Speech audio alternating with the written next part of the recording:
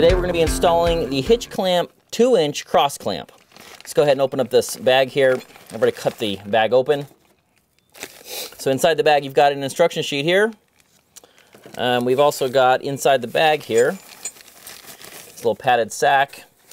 We've got a bag full of hardware, the crossbar, and the U-bolt. Let's go ahead and set those aside for right now.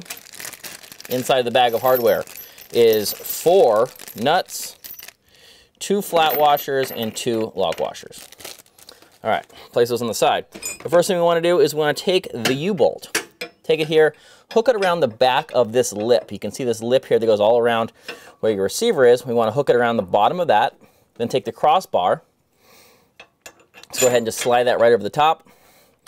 Hold your fingers, then go ahead and grab one of the first of the washers, put those on there like that. Grab one of the nuts, tighten that down just finger tight.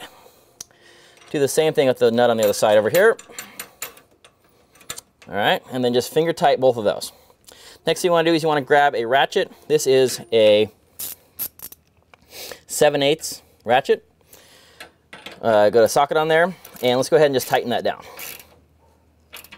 Okay, come over to the other side, do the exact same thing. Just go ahead and tighten this down and get it, nice and snug, but you don't have to over tighten it. Then 2 of the lock washers, slide those both on, and then come in with 2 of the nuts. And these are we're going to be used as just basically safety nuts or lock nuts to make sure everything stays where it should. All right, finger tighten those for both of them. Come in here, snug those down.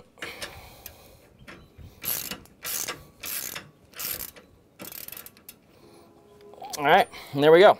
So that's the HitchClamp CrossClamp 2-inch install. It's a quick install and it really makes a big difference. You can see here we've got a real tight connection here between the hitch and the receiver. Thanks for watching.